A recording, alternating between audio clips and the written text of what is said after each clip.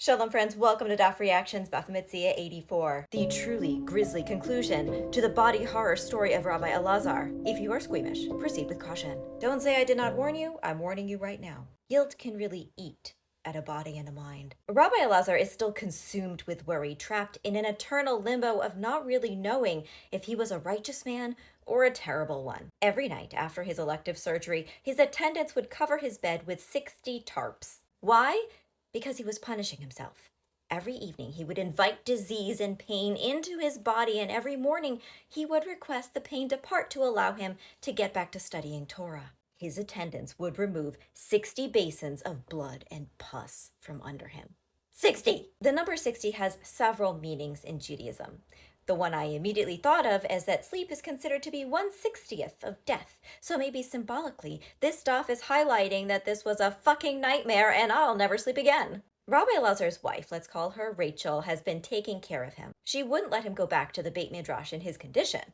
But one night she hears him saying, "Shalom, my brothers, my friends, my infections, come to me." And she is rightly furious. So I'm not the slightest bit surprised that she tells him off and goes to stay with her family for a while. He starts going back to the Beit Midrash. He's ruling on a lot of things, including allowing 60 women who thought they had ritually impure status to return to their husbands and get back to making babies. The rabbis were like, these women can't all be ritually pure. Is he right?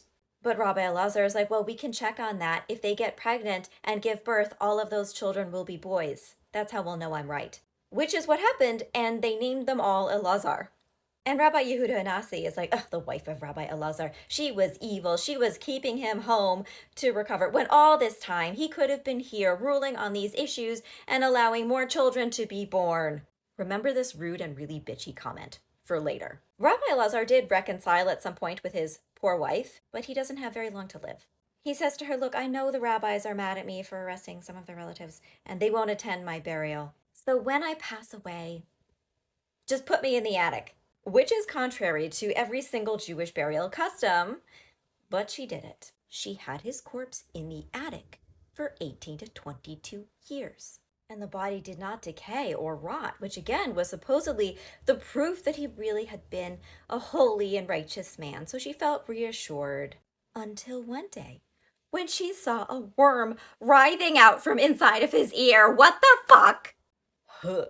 He comes to her in a dream, Rabbi Elazar, not the worm, and says, well, I know that was really gross. I'm sorry about that, but I deserved it because one time I heard a Torah scholar be disrespected, and I did not say anything about it. So now I have worms in my ears. What can you do?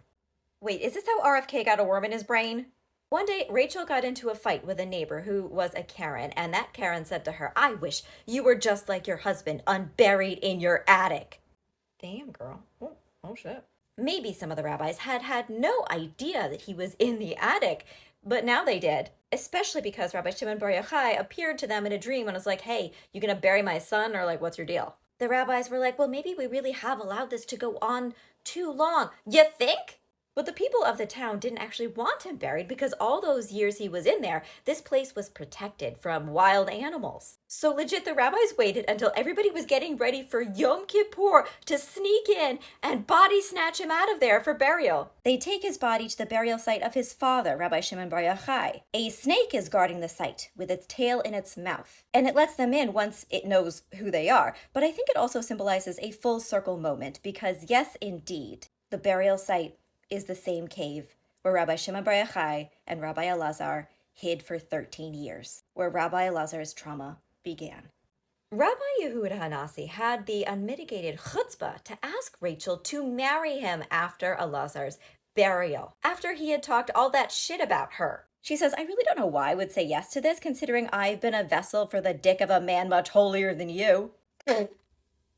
He's like, oh, what do you mean? I mean, he might have known more Torah than I, but surely I was better at pious deeds. She replies, how about you just text me back if you ever decide to welcome suffering, disease, and pain into your body as a form of penance for your misdeeds. Oh, wait, that's never going to happen. Boy, bye. The story of Rabbi Elazar is intensely gross. A true cautionary tale for anyone considering being a narc for the Romans, undergoing questionable elective surgeries, or homeschooling their children in a cave while feeding them only carobs. Let this be a lesson.